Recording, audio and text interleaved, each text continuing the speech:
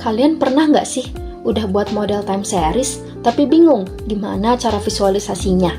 Nah, ini video yang pas buat kamu. Hai, kenalin, aku Humaira dan di sini aku bakal bantu kamu untuk visualisasi forecast simple exponential smoothing, hot dan hot winter dengan ggplot 2 di R Studio. Sebelum kita mulai, yuk kita pelajari langkah-langkahnya. Yang pertama, kita input data dengan format Excel atau CSV. Pastikan data kita berupa variabel numerik dengan S numerik. Lalu, ubah data kita menjadi data time series dengan fungsi TS. Yang kedua, kita uji apakah data kita sudah mengikuti pola tertentu untuk menghasilkan forecast yang akurat. Contohnya, untuk metode SES, data kita harus stasioner. Untuk metode hot, data kita harus memiliki tren linear yang konsisten, serta untuk hot winter, data harus memiliki pola yang musiman. Selanjutnya, kita membentuk model time series. Di sini, kita menentukan berapa banyak periode yang akan kita forecast ke depannya, dengan sintaks H sama dengan K periode. Step keempat, kita menyiapkan 4 set data yang nantinya akan diplot, yaitu data aktual, data fitted, data forecast, dan selang kepercayaan. Berikutnya, kita visualisasikan model dengan fungsi ggplot, di mana plot underscore data adalah gabungan data yang sudah disiapkan sebelumnya. Sumbu X menandakan tahun, sumbu Y menunjukkan nilai data, serta line type untuk memilih jenis garis yang akan ditampilkan. Terakhir, perindah plot kita dengan fungsi lainnya seperti geom ribbon untuk arsiran selang kepercayaan dan labs untuk memberikan judul pada plot. Langsung saja kita kerjakan di R yuk! Oke, kita udah di R. Pertama-tama kita input dulu library yang bakal kita pakai. Di sini aku nge-upload font Lato juga karena bakal dipakai di plot nantinya. Kita pencet Ctrl Enter. Step pertama, kita input data kita. Kita melihat ringkasan data kita, akhiran data kita, dan mengetahui apakah data kita sudah termasuk time series atau tidak. Ternyata tidak. Maka kita menentukan kolom yang akan digunakan sebagai data time series.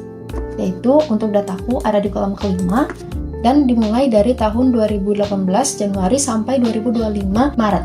Untuk frekuensinya 12. Selanjutnya kita plot data asli kita. Di sini kita bisa lihat bahwa datanya cenderung berfluktuasi di angka 25. Untuk memastikan hal tersebut, kita melakukan uji statistik dengan uji augmented Dickey-Fuller. Diperoleh nilai p-value kurang dari 0,05, yang artinya data kita memiliki pola yang stasioner. Step ketiga, kita membuat model simple exponential smoothing dengan function SES. Di sini, aku akan memforecast 10 periode ke depan, dan ini merupakan hasil forecast-nya. Selanjutnya, kita mempersiapkan data-data yang harus digunakan untuk plot. Yang pertama, itu ada data aktual, di mana di sini terdiri dari 3 kolom, yaitu tahun, value atau nilai data kita, dan labeling. Selanjutnya ada data fitted. Di sini value-nya merupakan nilai fit dari SES model. Yang ketiga ada data forecast, di mana di sini kita definisikan dulu dimulai dari bulan terakhir ditambah 1 bulan ke depan dengan jarak 1 bulan dan length atau panjang forecast 10 bulan. Kemudian kita definisikan data frame-nya dengan menggunakan value dari SES model mean. Selanjutnya kita definisikan confidence interval untuk 80% dan 95%. Bedanya di sini. Lalu kita gabungkan datanya. Dan part yang paling penting, kita akan melakukan visualisasi dengan ggplot. Oke, di sini kita coba run. Nah, ini dia hasil dari visualisasinya, teman-teman. Di sini kita masukkan data yang sudah digabungkan, lalu kita menentukan estetik yang akan kita pakai untuk kedepannya. Yang pertama itu ada sumbu X tahun, Y value atau data kita, color, kemudian line type atau jenis dari garis kita. Di sini kita definisikan geom line untuk size, artinya ukuran dari setiap garisnya sebesar 1,2. Lalu ini bagian pendefinisian untuk data aktual atau data asli yang diwarnai dengan warna hijau. Lalu untuk data fitted ukuran 0,8 warna oranye, data forecast ukuran 1,2 warna biru. Lalu untuk geom ribbon kita membuat arsiran dari confidence interval. Untuk confidence 95 kita menggunakan alpha 0,5 alias transparansi 0,5 yang ini paling besar.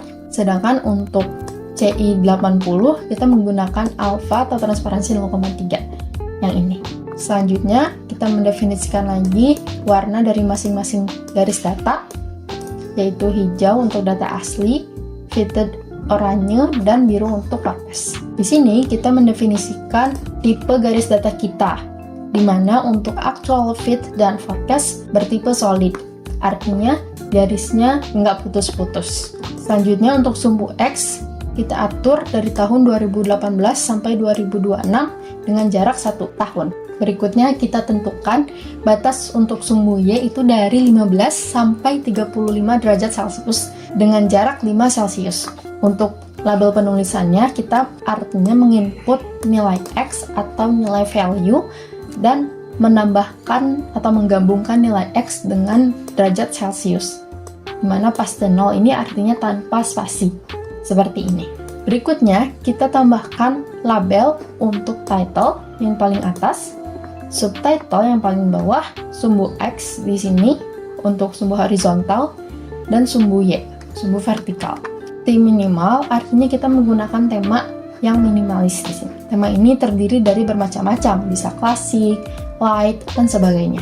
Di tema, kita bisa mengatur visualisasi kita lebih detail. Hak-Just sebesar 0,5 artinya kita menempatkan text title di bagian tengah plot atau center. Kemudian fontnya lato, ukurannya 24, dan karakteristiknya bold. Untuk subtitle, kita menggunakan sintaks yang serupa, hanya saja berbeda di warna dan ukurannya. Begitupun untuk label X, Y, hingga legend. Legend position, ini artinya posisi dari legend kita. Kemudian panel grid major, itu yang ini, yang garis-garis lebih tebal, atau garis-garis yang jaraknya lebih besar daripada yang minor. Dengan warna abu-abu, dan ukuran untuk yang major, 0,5. Ada trik juga untuk langsung visualisasi model dengan autoplot. Untuk hold model, langkah-langkahnya sama persis teman-teman.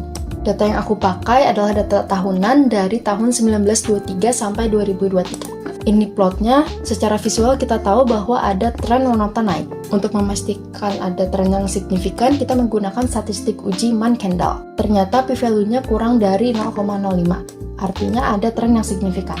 Tahap berikutnya kita membuat model hold dengan forecast 5 periode ke depan. Lalu kita mempersiapkan data untuk diplot sama persis seperti cara yang sebelumnya. Lalu untuk visualisasi datanya juga sama, sintaks yang digunakan, tinggal kita modifikasi sesuai dengan keinginan. Lalu jika kita ingin melihat bagian akhir data agar lebih jelas, kita bisa menggunakan filter. Contohnya untuk melihat data setelah 2013. Sintaks yang digunakan masih sama persis, diperoleh hasil forecast sebagai berikut. Lebih jelas bukan? Di hold juga kita bisa menggunakan autoplot. Terakhir adalah metode hold winter. Cara-caranya juga sama persis teman-teman. Untuk data hold winter, aku gunakan dari tahun 2015 Januari sampai 2025 Februari dengan frekuensi atau periode sebanyak 12. Ini adalah plot datanya, bisa dilihat bahwa datanya mengikuti pola musiman. Namun, untuk memastikan lebih lanjut, kita gunakan statistik uji Webster-Osborne. Diperoleh nilai p-value yang kurang dari 0,05, artinya terdapat pola musiman pada data. Kemudian kita buat modelnya dengan H sama dengan 30, lalu kita persiapkan data untuk diplot. Dengan sintaks yang sama pula, kita lakukan visualisasi. Diperoleh hasil sebagai berikut. Bisa dilihat bahwa hold winter menangkap pola musiman pada data, sehingga hasil forecast-nya cenderung bergelombang seperti pada data-data sebelumnya. Kita juga bisa gunakan autoplot di sini loh. Terakhir, aku ada oleh-oleh nih buat kamu. Tada! Ini adalah warna-warna yang ada di RStudio. Ini bisa jadi bekal kamu buat visualisasi yang makin kece lagi. Oh iya, kalau kamu mau coba-coba juga, kamu bisa akses link berikut ini. Nanti di situ bakal ada data-data dan semua R sintaks yang aku pakai sebelumnya. Selamat mencoba!